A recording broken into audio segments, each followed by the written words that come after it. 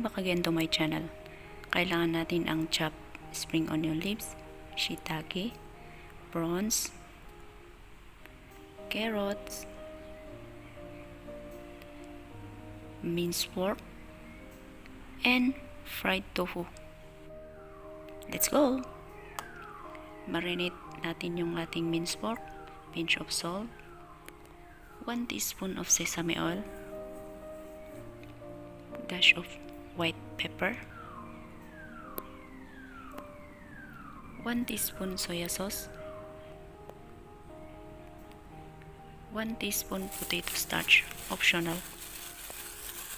Mix well and then marinate natin ng 30 minutes.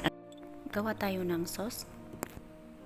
1 teaspoon of chili bean paste, 1 teaspoon of oyster sauce, 1 teaspoon of Shiaoshing wine, 1 teaspoon of potato starch, and 2 tablespoons of water. Ready na yung ating sauce. Let's go! 2 teaspoons of minced garlic, saute lang natin.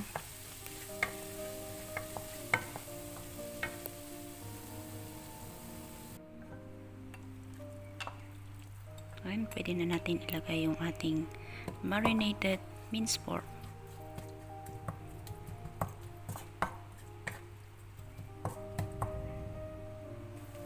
As you can see guys, nag-iba yung kanyang kulay.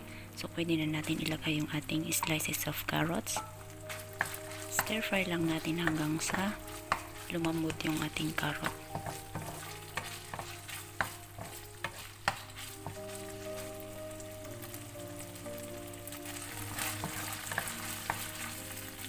At pwede na rin natin ilagay yung ating slices of shiitake mushroom.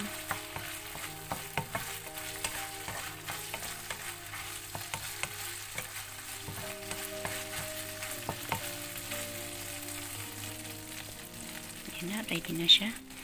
Pwede na natin ilagay yung ating mixture, yung ating sauce.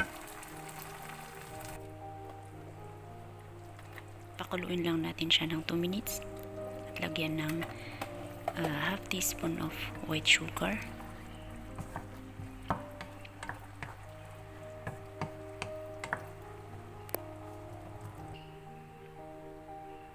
Dash of white pepper. And pinch of salt to give a taste.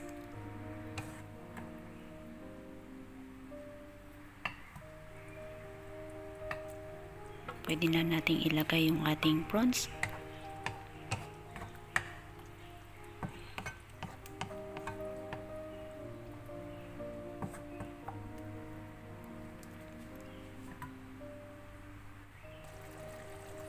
Ayan, ready na siya. Ilagay natin yung ating cornstarch solution para lumapot yung ating sauce. Ayan. Haluin lang natin ng paulit-ulit.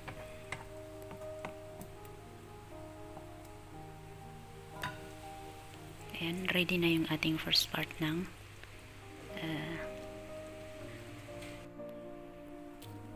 second part naman is kailangan natin ng 3 itlog.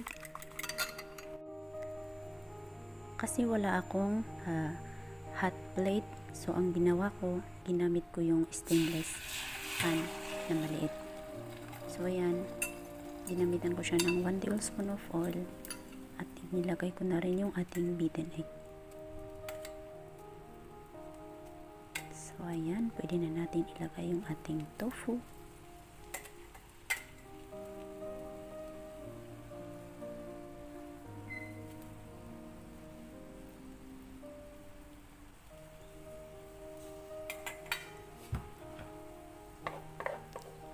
Ating mixture, main ingredients.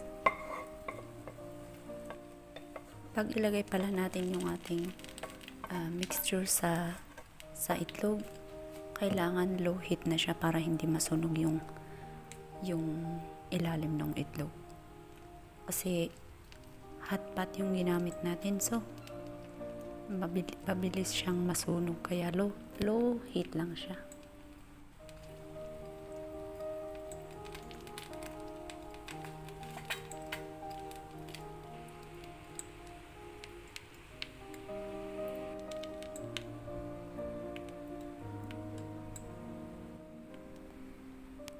Ayan, ready na.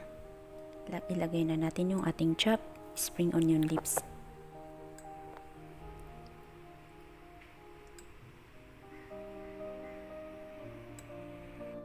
Sana po guys nagustuhan nyo ang recipe na to. Pwede nyo rin siyang gawin in your own. Thank you so much guys for watching. See you around. Bye-bye.